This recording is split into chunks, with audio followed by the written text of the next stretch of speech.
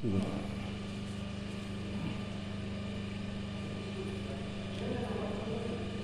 ওম সত্যজ্ঞায় প্রশান্তায় বেদান্ত প্রতিপাদিনে নমস্তু অভিধপদায় জ্ঞান বিজ্ঞান দীপ্তয়ে। আজকে স্বামী অভেদানন্দের 160তম এই জন্ম জয়ন্তীতে আজ আমরা এখানে স্বামী অভেদানন্দ সম্পর্কে এই যে ক্ষুদ্র পুস্তক, এই পুস্তক আজ মানুষের কাছে বড় আদরণীয় হয়েছে।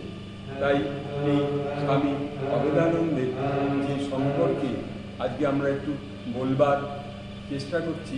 যে স্বামী অভেদানন্দ এক জায়গায় বলছেন যে এই ছন্দে মিলিয়ে মিলিয়ে স্বামী অভেদানন্দকে অনেকবার বলা যায়। এখানে তিনি অতি সহজে বলছেন, বেদ যে বেদ পড়ে প্রকৃতপক্ষে মহাজ্ঞানী হয় সেই।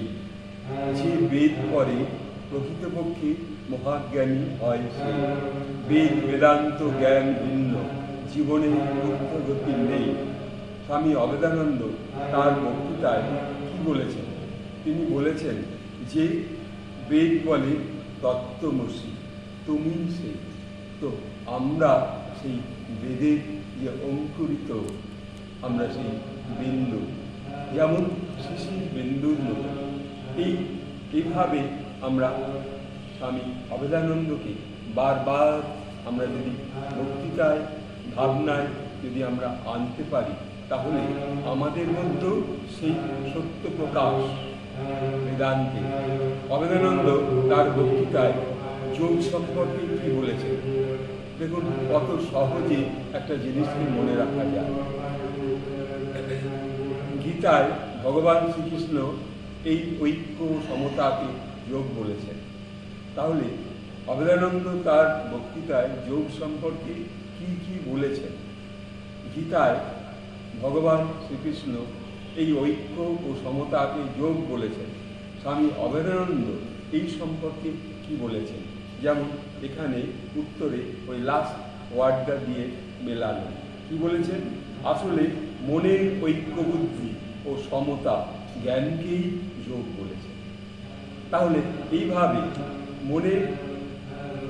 মনের ঐক্য বুদ্ধি ও সমতা জ্ঞানকেই যোগ বলেছেন। এইভাবে স্বামী অভেদানন্দকে বারবার আমরা যদি প্রাণে মনে রাখতে পারি, তাহলে পারে আমাদের সেই যে অন্তর্যামী শক্তি, যে আমাদের চৈতন্য শক্তিকে আমরা পাব। এখানে আবার বলছি, ছন্দে মিলিয়ে এমন করে সুন্দর করে বোঝানো যায় যে কেমন করে জীবের আত্মার ক্ষতি হয়। মানুষকে সেবা করলে জীবনের উন্নতি হয়। স্বামী অভেদানন্দ কি বলেছেন? এখানে তিনি বলছেন, পরচর্চা করলে আত্মার অবনতি হয়। স্বামী অভেদানন্দ যে পরচর্চা করলে আত্মার অবনতি হয়। তাহলে আমরা সবসময়তেই আমরা মনের মধ্যে একটা পরচর্চা করতে যেন প্রস্তুত থাকি। তাহলে এই পরচর্চা পরমাত্মার যে অবনতি, সেইটা যাতে না হয়, সেইটাকে মনে রাখতে হবে।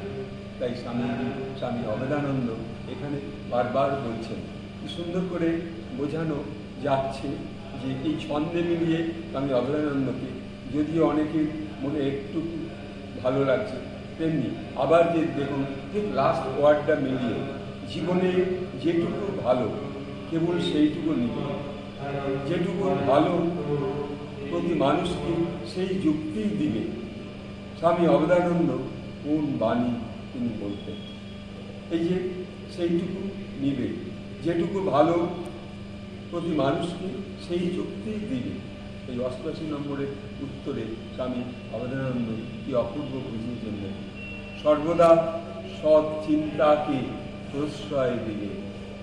এই যে সৎ চিন্তাকে প্রশ্রয় দিবে, এই যে ছোট্ট ছোট্ট ভাবনায় স্বামী অভেদানন্দকে আজকে তাঁর এই জন্মতিথিতে এই মানুষ সমাজে সকল মানুষের কাছে একটু প্রকাশ এইটুকু করে এখানে রাখছি।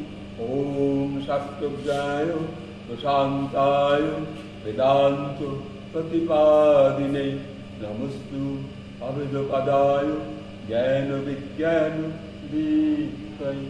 নমস্কার।